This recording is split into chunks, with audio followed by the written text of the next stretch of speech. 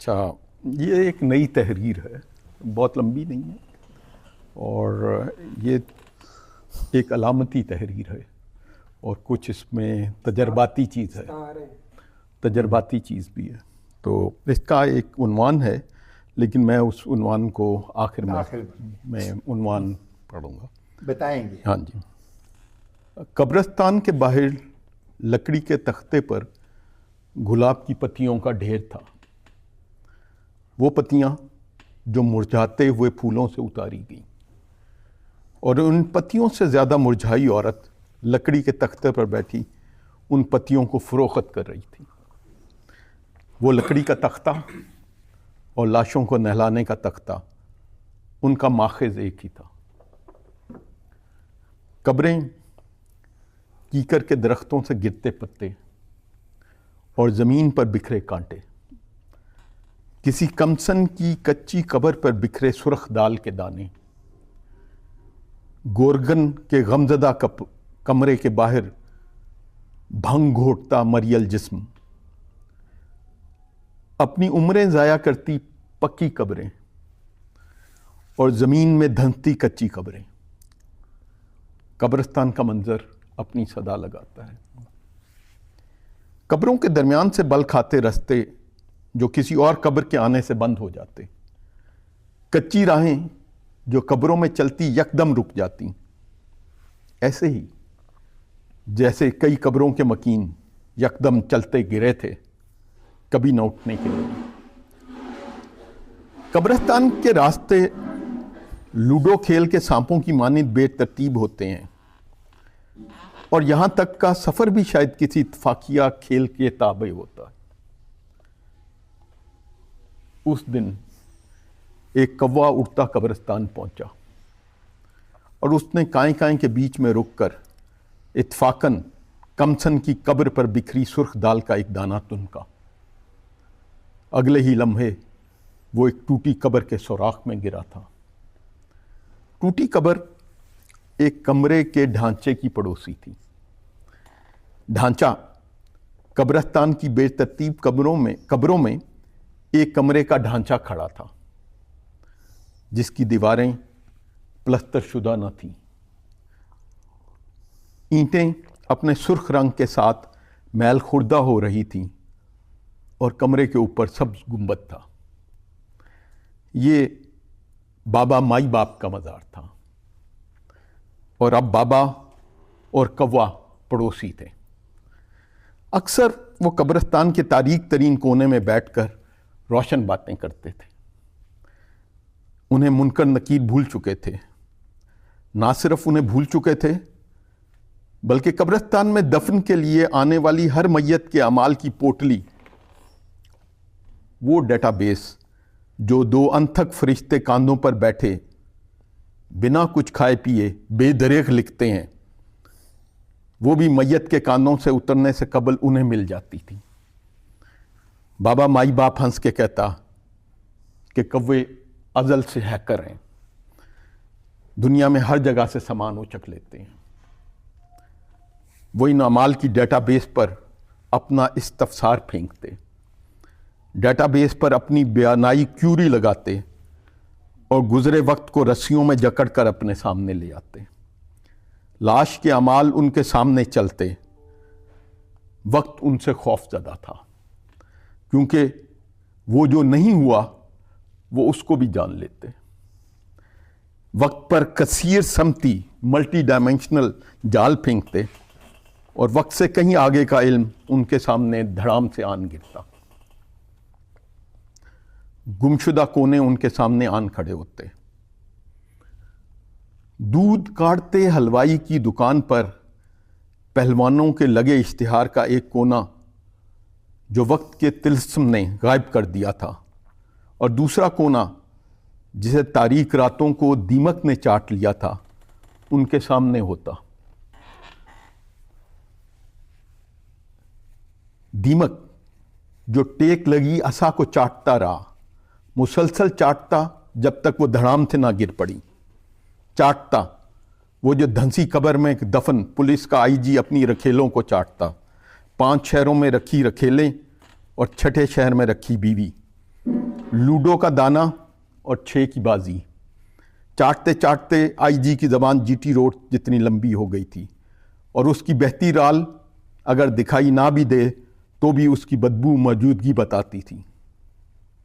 फिर एक दिन गंदे बदबूदार नाले के पुल की मानिंद जिस पर ठेकेदार ने नाकश माल लगाया था, आईजी धड़ाम से गिर गया।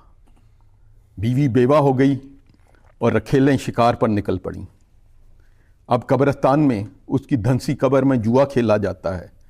हम जिन्स परस्त वहाँ मौका पाते, जिन्स और कुनत जिन्स उसके साथ हैं और कब्र से बदस्तूर बदबू आती है।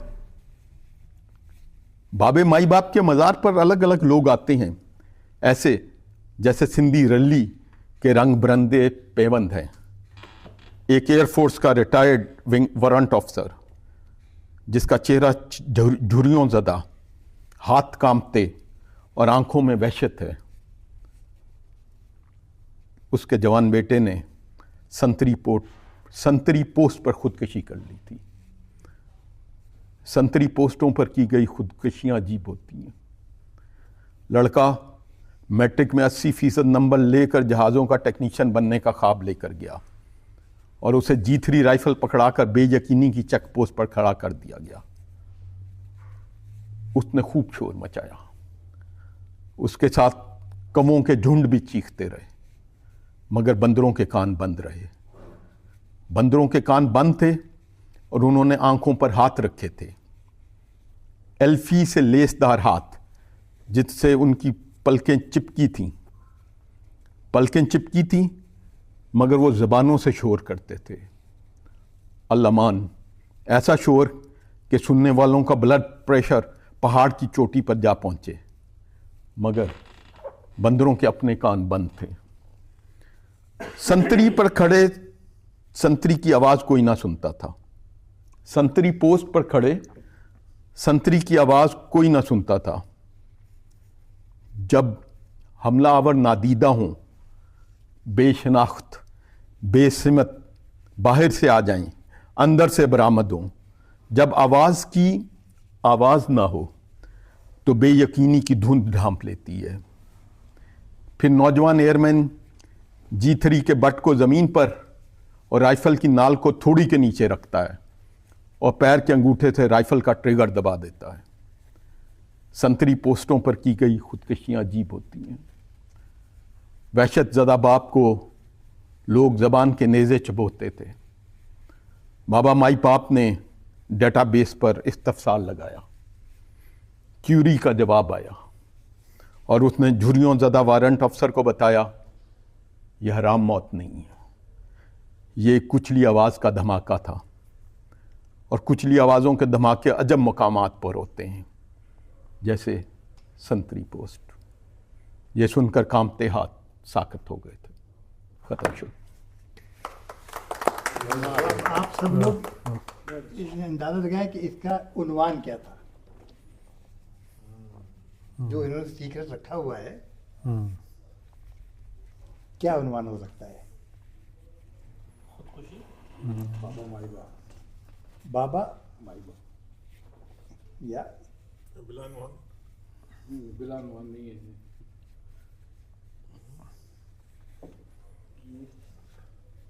बेहिसी, मुआशरे की बेहिसी। इतना लंबा उन्वान नहीं होता है उन्वान इनके उसका। ऑलरेडी लिखा हुआ है, लिखा हुआ था लेकिन मैंने पढ़ा नहीं, मैंने इसको छोड़ दिया था ताकि I can't guess at all, क्योंकि इसमें इतने कई घूम फिर इन्होंने किया। मुश्किल है, आसान है, सिंपल है। नहीं, मैं बताऊंगा मगर पहले गेस करने के लिए बात है। नहीं आप अपना बताएं, गेस नहीं है, आप अपने लिहाज से आपने कहानी सुनी है। अल्फाज में इन्हीं की जो ये सील्स है ना, इसके अंदर ही है इनका उन्वान इसी के अंदर है। हाँ, वो तो लाजमी बात है, किसी के अंदर होगा, किसी न किसी जुमले में छुपा हुआ होगा। सब में सिमिलैरिटी वो एक चीज कब्बे थे कॉमन, कौन सा मिलता जुलता कोई मान होना चाहिए। कब्रिस्तान लेकिन वो आंखें जो बंद हैं ना, शुरू में तो पहला तो यही समझ रहा कि कब्रिस्तान का मंजर या कब्रिस्तान, लेकिन ये बहुत उम्मी सा हो जाता है, ये इनके लेवल का नहीं है। नहीं, मुझे वो अल्फाज याद नहीं आ रहे, वो जो हाथ रखा ना आंखों पे, आंखें अल्फी वाले और वो जो नज़र नहीं आ रहा है किसी को, उसके हवाले से